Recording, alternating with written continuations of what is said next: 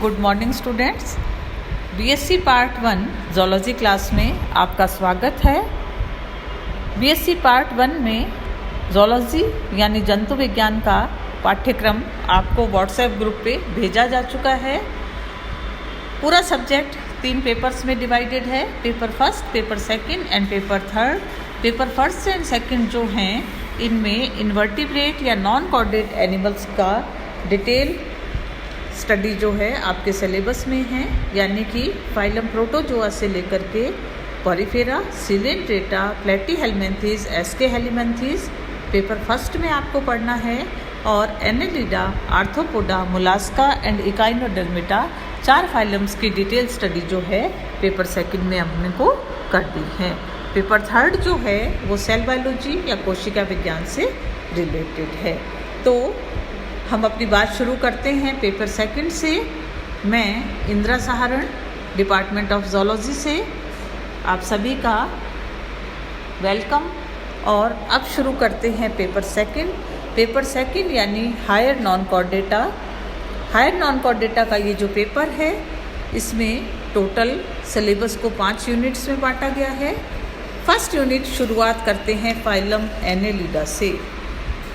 Generally Annelida phylum के animals जो हैं ये लंबे, बाइलेटरली सिमेट्रिकल और हायर नॉन कॉर्डेट एनिमल्स होते हैं। बॉडी का ऑर्गेनाइजेशन प्लेटीहेल्मिन्थीज और दूसरे कृमियों की तुलना में ज़्यादा सुविकसित होता है। शरीर के विभिन्न कार्यों को संपादित करने के लिए विशिष्ट प्रकार के अंगतंत्र का समूह यहाँ पर उपस्थित होता है। मेटामेरिज्म या खंडी भवन के कारण बॉडी जो है वो छोटे छोटे सेगमेंट्स या खंडों में विभाजित होती है।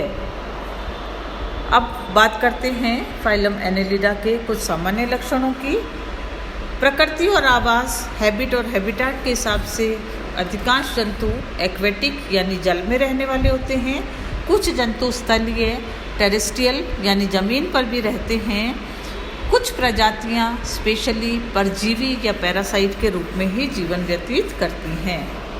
जैसा कि पहले बताया, बॉडी लॉन्ग होती है, ट्रिप्लोप्लास्टिक त्रिजनन स्तरीय यानी भ्रूणीयावस्था के दौरान एक्टोडर्म, एंडोडर्म और मेसोडर्म 3 जनन स्तर जो हैं मिलकर के जंतु का विकास करते हैं।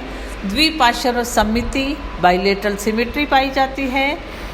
वास्तविक खंडी भवन यहाँ उपस्थित होता है और इन सब के साथ साथ एक महत्वपूर्ण कैरेक्टर वास्तविक सीलोम, ट्रू सीलोम इन एनिमल्स में प्रेजेंट होती है।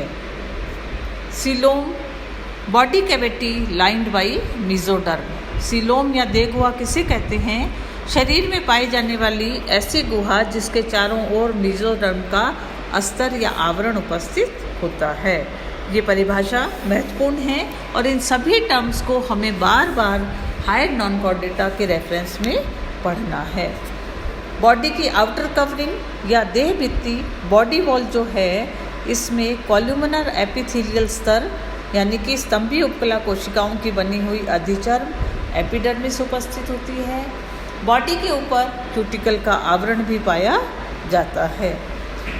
लोकोमोशन या चलन की दृष्टि से इन जंतुओं में विशेष प्रकार के अंग नहीं होते हैं। बॉडी के लेटरल साइड्स में प्रेजेंट शूक या रोम या सीटे की सहायता से एनिमल जो हैं वो गति करते हैं। पाचन तंत्र पूर्णतः विकसित प्रकार का होता है। रक्त परिसंचरण तंत्र क्लोज टाइप का, बंद प्रकार का परिसंचरण तंत्र पाया जाता है तथा श्वसन वर्णक के रूप में हीमोग्लोबिन उपस्थित होता है।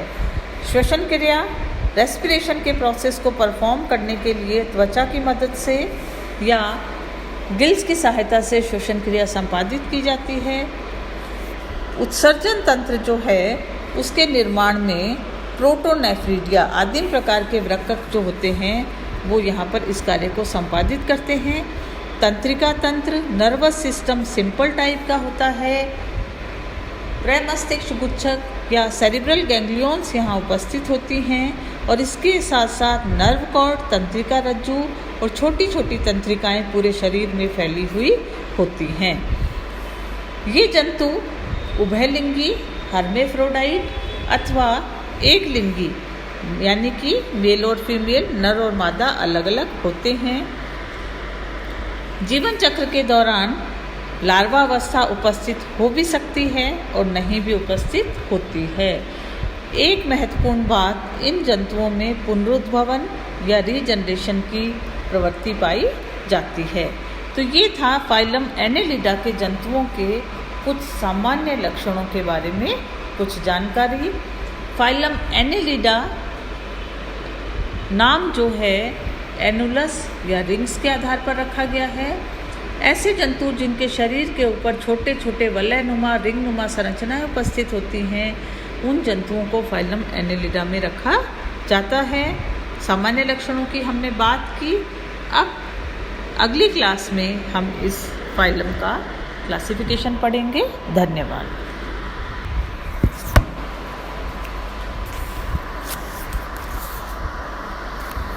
हाँ जी सर।